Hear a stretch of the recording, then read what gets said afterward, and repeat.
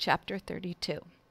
The years passed, and Maeve became as connected to the neighborhood as I was, even as newcomers from other lands added their music and food and language to our little part of the world. No matter where people were from, Maeve cared for them as best she could. I grew tougher, my older limbs less pliable, my shadow longer. More trees and shrubs joined me. But there was plenty of sun for all of us, and we never wanted for water. I'd hosted many families by then, mice and chipmunks in particular. My closest confidant was a young gray squirrel named Squibbles. All squirrel names begin with the letters S-Q-U.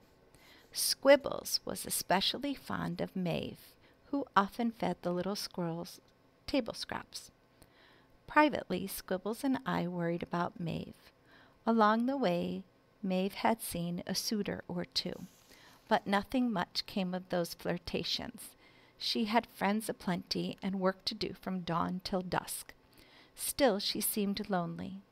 Sometimes Maeve would sit on the porch steps, watching happy families stroll past, and her eyes would well up with tears.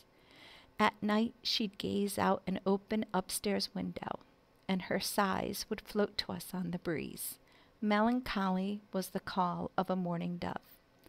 Often Maeve would sit at the base of my trunk and write in her journal. Now and then she'd read passages aloud. She spoke about the Irish countryside fading into fog. She spoke about her family she'd lost. She spoke about her secret hopes and fears and longings. She had love to give and no one to give it to. Maeve adored early mornings, when the world was bathed in a mist and the sun was still as a promise. She would lean against my trunk and close her eyes and hum a tune from her childhood. One day, the first day of May, Maeve joined me at dawn.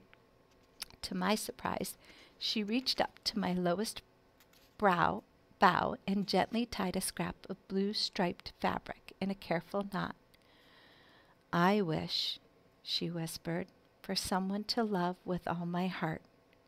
That was my first wish, and the beginning of many more.